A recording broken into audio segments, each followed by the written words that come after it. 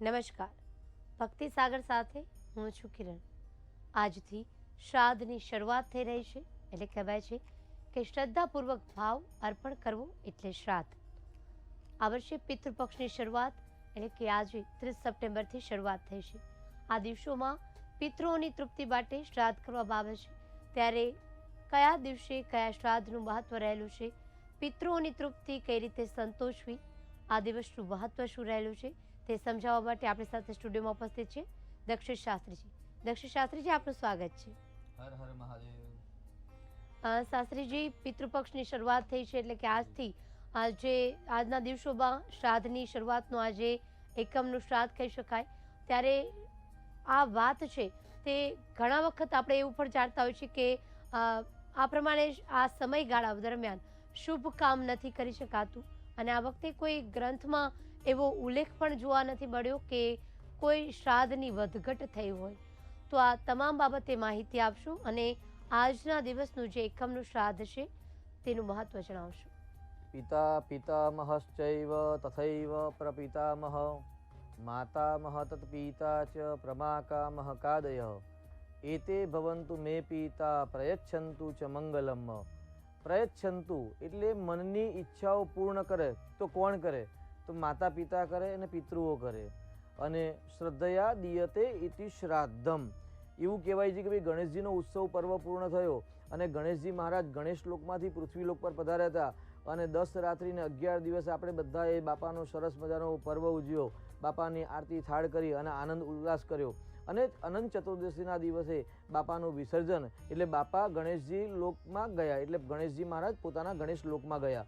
અને પૂર્ણિમાના દિવસથી શ્રાદ્ધની શરૂઆત એટલે કહેવાય કે પૂર્ણિમા અને અમાસ પર્યંત 16 દિવસ એટલે વર્ષ પર્યંત, સંવત્સર પર્યંત, એટલે એકમ પ્રતિપદા તિથિથી આરંભી અને પૂર્ણિમા સુધી, અને 16મી તિથિ એટલે અમાવાસ્યા, એટલે એવું કે ભાઈ 16 શ્રાદ્ધ, 16 સંસ્કાર છે અને 16 શ્રાદ્ધ છે. એટલે શ્રાદ્ધની શરૂઆત એટલે શ્રાદ્ધ એટલે શ્રદ્ધયા દીયતે ઇતિ શ્રાદ્ધમ. જે કાર્ય શ્રદ્ધાપૂર્વક કરવામાં આવતું હોય તેને શ્રાદ્ધ કહેવાય છે. એટલે આજે શ્રાદ્ધનો દ્વિતીય દિવસ એટલે એવું કહેવાય આજે પ્રતિપદાનું શ્રાદ્ધ કરવું. એટલે પ્રતિપદા એટલે એકમ, એટલે જે જીવાત્માનો જે મૃત્યુલોક એટલે જે જીવાત્માનું મૃત્યુ પ્રતિપદાના દિવસે થયું છે, જેનો દેહ વિલીન પ્રતિપદા એટલે એકમના દિવસે થયું છે, તે લોકોનું શ્રાદ્ધ આજે એકમના દિવસે કરવું. એટલે એવું કહેવાય છે કે ભાઈ જે રીતે ગણેશજી ગણેશ લોકમાંથી પૃથ્વી પર આવ્યા અને એ દિવસે ભાદરવા સુદના વદના જે 16 દિવસ, એ 16 દિવસમાં પિતૃલોકમાંથી પિતૃઓ પૃથ્વી પર આવે છે. એટલે પિતૃઓને આવવા માટેના એક રસ્તો ખુલ્લો હોય છે. એટલે 16 દિવસ તમામના પિતૃઓ પૃથ્વી પર પરિભ્રમણ કરતા હોય છે. એટલે ત્યારે એવું કહેવાય છે કે ભાઈ શ્રદ્ધયા દીયતે શ્રાદ્ધમ, શ્રદ્ધાપૂર્વક શ્રાદ્ધ કરવામાં આવે. એટલે પોતાના પિતૃ એટલે કે જે પિતૃ પ્રતિપદા એટલે એકમના દિવસે દિવંગત થઈ ગયા ને એ વ્યક્તિનું શ્રાદ્ધ પ્રતિપદા એટલે એકમના દિવસે કરવું.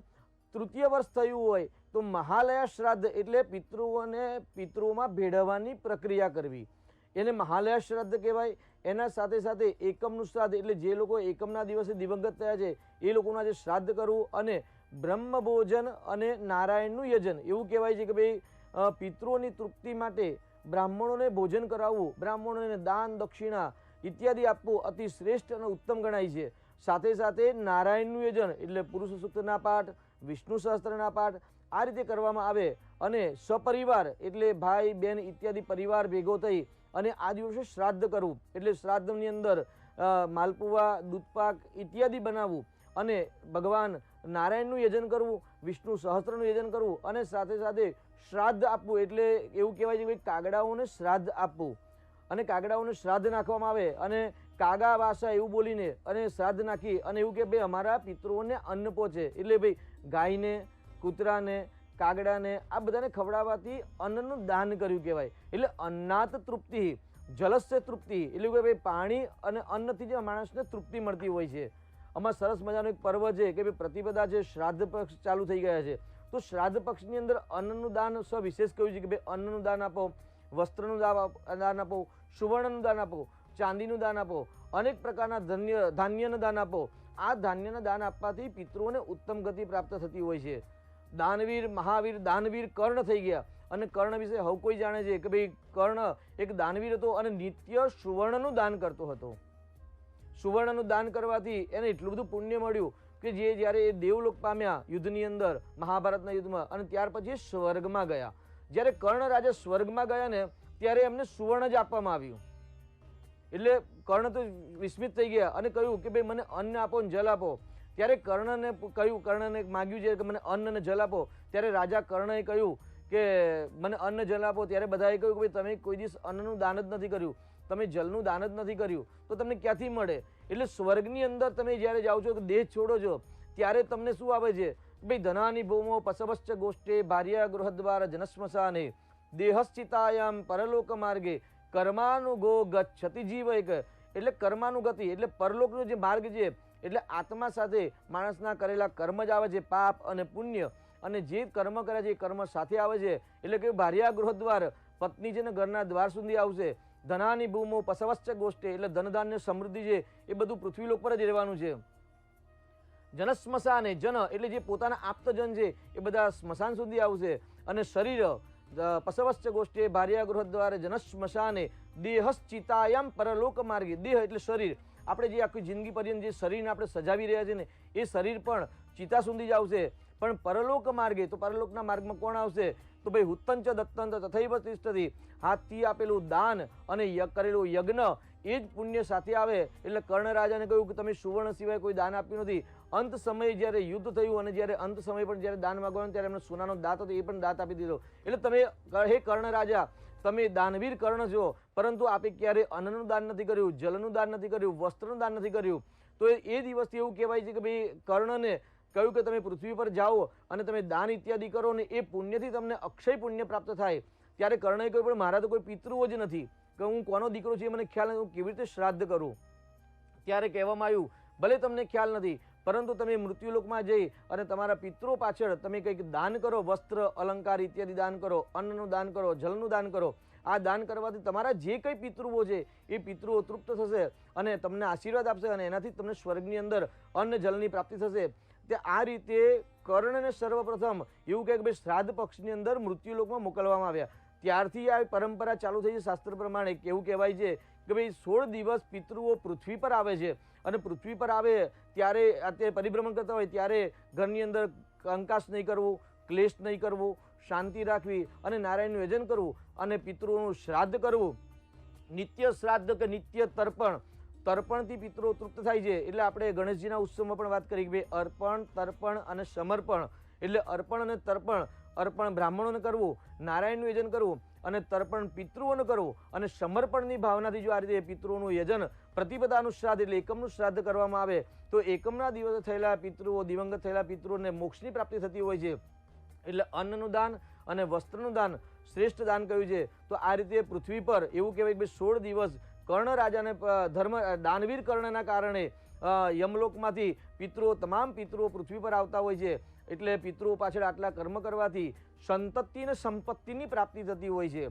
ભાઈ આપણે અધિક મહિનાની અંદર પણ આપણે જાણ્યું, શ્રાવણ માસની અંદર ભગવાનની ભક્તિ જાણી, ગણેશજીના ઉત્સવમાં જાણ્યું કે ભાઈ ધન પ્રાપ્તિ કરવા માટે, લક્ષ્મી પ્રાપ્ત કરવા માટે, સંતાન પ્રાપ્ત કરવા માટે બધા પ્રયોગો કરવાના બતાવ્યા કે આ મંત્ર જપ કરો, આ રીતે દ્રવ્ય કરો, આ સામગ્રીથી પૂજા કરવાથી સંતાનની પ્રાપ્તિ થાય, આ દ્રવ્ય વડે કરવામાં આવે તો ભાઈ લક્ષ્મીની પ્રાપ્તિ થાય. પરંતુ ઉમરાના દેવ પિતૃદેવ કહેવાય છે કે ભાઈ મહાદેવજીના આશીર્વાદ મળે, ભગવાન શ્રી હરિનારાયણના આશીર્વાદ હોય, શ્રી મહાગણેશના આશીર્વાદ હોય, પણ જો પિતૃના આશીર્વાદ હોતા નથી તો એ દેવતાના આશીર્વાદ શીઘ્ર સફળ થતા નથી. કારણ કે પિતૃઓ જે ઉમરાના દેવ છે, અને આપણી કહેવત છે કે ભાઈ ઉમરા મૂકીને ડુંગરા પૂજવા જવાય નહીં. તો પિતૃઓની પૂજા કરીને પિતૃ પાછળ અન્ન જલનું દાન કરવું, પ્રતિપદાનું એકમનું શ્રાદ્ધ આજે કરવું, અને આ શ્રદ્ધયા દીયતે ઇતિ શ્રાદ્ધમ, શ્રદ્ધાપૂર્વક કરવું, શંકા કુશંકા વગર. કારણ કે શંકરાચાર્ય પણ કહ્યું તતઃ કિમ તતઃ કિમ તતઃ કિમ. હવે શું, જો તમને અશ્રદ્ધા ઉત્પન્ન થશે અને અશ્રદ્ધાપૂર્વક તમે જો કાર્ય કરશો ને તો તતઃ કિમ, તો હવે શું એ પ્રશ્ન ઊભો થશે. પરંતુ શ્રદ્ધાપૂર્વક જો પિતૃઓ પાછળ દાન કરવામાં આવે, જપ કરવામાં આવે અને પ્રતિપદાનું આજે જો શ્રાદ્ધ કરવામાં આવે તો આ શ્રાદ્ધથી તૃપ્તથી તમારા દિવંગત થયેલા પિતૃઓ તૃપ્ત થશે, અને તૃપ્ત થઈ અને તમને આશીર્વાદ આવશે. એનાથી લોહી અને લક્ષ્મીની વૃદ્ધિ થાય. કારણ કે પિતૃની કૃપા વગર ક્યારે સંતાન નથી થતા, અને સંતાન થાય તો સારી સંતતિ નથી. એટલે સારી સંતતિ માટે અને સમૃદ્ધિ માટે આજે પ્રતિપદાનું શ્રાદ્ધ કરવું, પિતૃઓ પાછળ તર્પણ કરવું, અર્પણ કરવું અને સમર્પણનો ભાવ ઉત્પન્ન કરવો.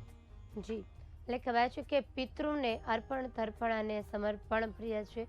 એટલે પિતૃ પાછળ જે પણ દાન કરી શકાય તે કરવું, ખાસ કરી અને અન્નદાન કરવું. જે પિતૃ તમારા થઈ ચૂક્યા હશે તેને જે પ્રિય હોય તે વસ્તુનું દાન કરવું તેનું પણ ખાસ મહત્વ રહેલું છે. ત્યારે પિતૃ વાયુ સ્વરૂપ એટલે કે અદૃશ્ય અવસ્થામાં હોય છે, એટલે કે શરીર વગરના હોય છે, અને તમે શ્રદ્ધાપૂર્વક તેમનું પ્રિય ભોજન કે ખીર અર્પણ કરો ત્યારે તે વસ્તુની સુગંધ અને તમારા ભાવથી સંતુષ્ટ થાય છે. ત્યારે તમારા વિનય અને આદરથી પ્રસન્ન થઈ તમને આશીર્વાદ પણ આપે છે, અને તેમના આશીર્વાદ મેળવવા માટે તેમની તૃપ્તિને સંતોષવા માટે શ્રાદ્ધ કરવામાં આવે છે. અને જે રીતે શાસ્ત્રીજીએ જણાવ્યું કે તમારા જીવનનું સુખ છે તે ક્યાંક પિતૃદેવની કૃપાથી જ રહેલું છે, અને પિતૃદેવને રાજી કરવાથી ધન સંપત્તિ પણ વધે છે. આ સાથે તમે જીવો છો ત્યાં તો તમને સંપત્તિ મળે છે, પરંતુ તમે જ્યારે મૃત્યુલોકમાં જાઓ છો ત્યારે જે તમારી સાથે દાન પુણ્ય જે કરેલું છે તે સાથે આવે છે. તે આ જ દિવસો છે, કારણ કે દાન પુણ્ય કરવાના આ દિવસો છે, પિતૃને રાજી કરવાના દિવસો છે. અને જેટલું તમે જે પૃથ્વીલોક પર દાન પુણ્ય કર્યું હશે, પૃથ્વીલોક પર જેટલું તમે પુણ્ય પ્રાપ્ત કર્યું હશે એ જ માત્ર તમારી સાથે આવવાનું છે. ના કે તમે ધન પ્રાપ્તિ કરેલું જે ધન મેળવ્યું હશે, જે સોનું મેળવ્યું હશે, જે જાગીર જમીન જે મેળવી હશે તે બધું જ અહીંયા મૂકીને જવાનું છે. પરંતુ માત્ર જે દાન પુણ્ય કર્યું હશે, જે જીવનમાં પુણ્ય કર્યું હશે, જે લોકોને રાજી કર્યા હશે, જેનું આપણે કહેવત છે ગુજરાતીમાં કે આતરડી ઠારી હશે તો તમારી પણ ઠરશે. એટલે કહેવાય કે જે આતરડી તમે કોઈ ગરીબોની ઠારી હશે તે જ જીવનમાં ભેગું આવવાનું છે. આ સાથે શાસ્ત્રીજી આપણે જે આજના દિવસનું મહત્વ જણાવ્યું, અને ઘણા દર્શક મિત્રોનું પણ કહેવું હોય છે કે જે દિવસનું મહત્વ સમજાવો છો. અને આજે શ્રાદ્ધની જે વિધિ હોય છે તે સવારે વહેલા કરવામાં આવતી હોય છે, અને આપણું જે આ પ્રોગ્રામ છે તે પ્રસારિત 8:30 વાગ્યે થતો હોય છે. ત્યારે જે બીજા દિવસનું જે શ્રાદ્ધ છે તે કઈ રીતે કરવું અને બીજના શ્રાદ્ધનું શું મહત્વ રહેલું છે તે થોડુંક ટૂંકમાં એ પણ જણાવી દઈશું, જેથી દર્શક મિત્રોને બીજના શ્રાદ્ધમાં એ વિધિ કરવાની ખબર પડે. જી, અન્નાત તૃપ્તિ એવું કહેવાય છે કે પિતૃઓ 3 પ્રકારના હોય છે, સાત્વિક, રાસિક અને તામસિક. ત્રિગુણાત્મક સ્વરૂપ છે. એટલે ક્યાંક ને ક્યાંક એવું કે ભાઈ તર્પણ રોજ નિત્ય કરવું જોઈએ. કદાચ તમારી આજે કોઈ પિતૃઓની તિથિ નથી, બીજની તિથિ નથી, તો શું કરવું જોઈએ? તો નિત્ય તર્પણ કરી શકાય છે. હજી તર્પણ તમે નથી કરી શકતા કે સ્વયં બ્રાહ્મણને બોલાવીને, તો તમે એ દિવસે અન્ન વસ્ત્રનું દાન તો પ્રતિદિન એટલે 16 દિવસ તમે અન્ન વસ્ત્રનું દાન કરી શકો છો. હવે જે લોકોના પિતૃઓ બીજના દિવસે દિવંગત થયા છે અને 3 વર્ષ થયા છે કે 3 વર્ષથી ઓછા વર્ષ થયા છે, જો બીજું વર્ષ હોય કે પહેલું વર્ષ હોય તો શ્રાદ્ધ કરવાનું નથી. પરંતુ જો ત્રીજું વર્ષ છે તો કોઈ વિદ્વાન બ્રાહ્મણોને બોલાવી અને તમારા જે પિતૃઓ, કારણ કે એવું કહેવાય છે કે ભાઈ શાસ્ત્રમાં જ્યારે કે કોઈ પણ વ્યક્તિ દિવંગત થાય ને ત્યારે એને પ્રેત કહેવાય છે. એટલે અમુક નામના પ્રેતાય એવું શબ્દ વાપરવામાં આવે છે. તો ભાઈ પ્રેતમાંથી એમને પિતૃની અંદર ભેળવાની પ્રક્રિયા, જેને આપણે મહાલયા શ્રાદ્ધ કહેવાય છે.